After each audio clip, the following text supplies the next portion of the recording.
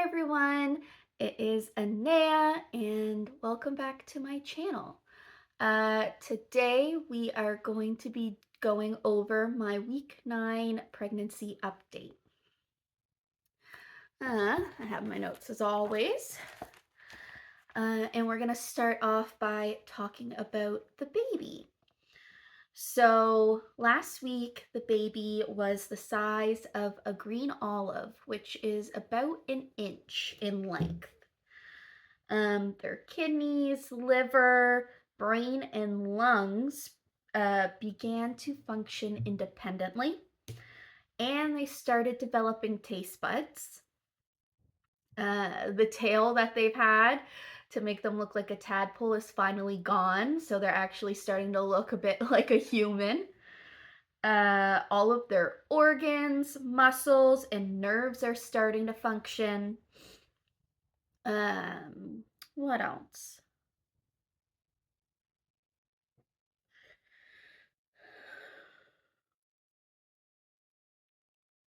Their legs and their arms are growing, and their wrists have begun to curve and can actually like bend. And their feet have been shedding their webbed appearance. And although I can't feel it yet, the baby has been moving constantly. Now, when it comes to me, I'm gonna start off by going over like some health updates, and then I'll get into the symptoms that I've been experiencing. So, like a day or two after I had made my last video, I got a call from my nurse practitioner to go over my ultrasound.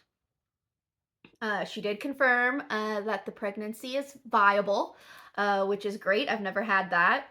Um, but she also told me that the ultrasound showed that I have a subchorionic hemorrhage or a subchorionic, I lost the word, hematoma, or a subchronic, not chronic, cut. Um,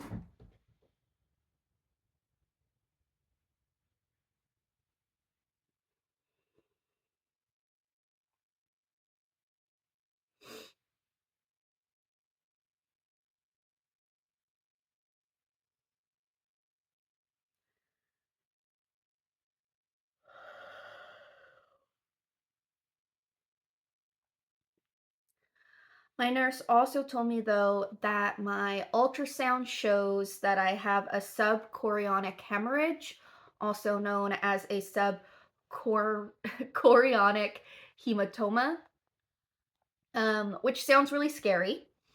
Um, but in general, it isn't. So, what this is it's like,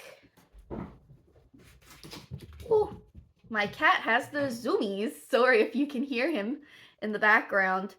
Um, so it essentially means that the chorionic membrane, which is like a part of it's like the outside of the amniotic sac, um, has disconnected itself in one little area um, from my uterine wall. And it's kind of like if your skin like got a cut, um and it means that there's like blood trapped in between the uterine wall and this membrane. um the nurse said that mine is very small, and just like if one were to have a small cut on their arm, it typically heals on its own without any complications. So this hemorrhage that I have should heal itself over time. Um, Hopefully we will see a difference at the 12-week mark, or at the latest the 20-week mark. Um, so yeah, if this hemorrhage was bigger, there would be more concern. But it's quite small, and these are quite common and don't typically result in any sort of complication. So we're staying positive about that. My nurse practitioner was also in contact. I can't remember what she calls them because she always says it so fast. All I ever remember hearing is the word maternal, but it's essentially the specialists for fertility and like maternal health care that work directly at the hospital. So she's been in contact with them because a lot of the times when someone is having a more high risk pregnancy, like I am because of my history, um, these specific doctors tend to like to watch over the pregnancy as well. So she was in contact with them, and they have requested that I increase my daily aspirin intake. So before I was taking one pill, which is like 81 milligrams, and now they want me taking two. So I've started doing that. And as well, they want to see me at the 12-week mark. So I can't remember the exact date, but it's the first week of May. I have an appointment at the hospital to meet with them, specifically Dr. Ramsey, I suppose. And because I'm high risk, they're also going to have me do another ultrasound. Normally, you wouldn't get another ultrasound until the 20-week mark. But because I'm high risk, they want to have me have a 12-week ultrasound as well. So I will be getting that done, which I'm happy about. And so that's kind of like the health updates. And then beyond that, we have my symptoms. Nothing too different from before. I'm still tired, still have a lot of acne. I'm wearing concealer, so hopefully it's not as obvious. Still been nauseous, typically not as much, but definitely still nauseous. I've been having that round ligament and hip pain still. Especially getting out of the car, I've noticed can be kind of painful. Or if I'm laying down and I cough or sneeze, that pressure can kind of cause a sharp, quick pain. Um, and then I've also still been noticing like the tightness just in my abdomen in general. My Sunday yoga feels a lot different than it used to. And I definitely feel it in my abdomen a lot more. Um, this is a little TMI, but that's pregnancy for you. Um, I have been dealing with constipation. Oh my God. Um, and with that, it's causing a lot of painful trapped gas and a lot of bloating. So I feel like I've looked extra pregnant, um, but it's really just bloating. So far, I haven't really found anything that works. I've gotten some recommendations on some of the pregnancy forums that I'm on, so I'll be talking to my nurse practitioner at my next prenatal, which is, I can't remember if it's the first week of May or the second, but I have it written down somewhere. So I'll be talking to them, talking to her about that. Um, And then the last thing is I've been a bit more dizzy. Like, I noticed when I was doing yoga, I went from like a forward fold to up, which usually doesn't bother me at all, but I got quite dizzy and like had to hold onto a chair for a few minutes.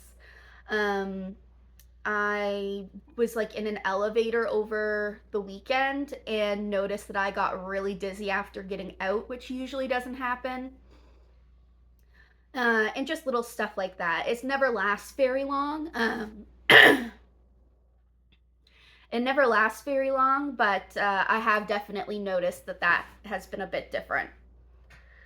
And yeah, that's about it. I will try and show you my lack of pregnancy bump. Holy moly, Taro is excited. um, like I said, I've been really bloated lately, so keep that in mind as well. I guess I'll unbutton these. I have like high-waisted underwear on, so.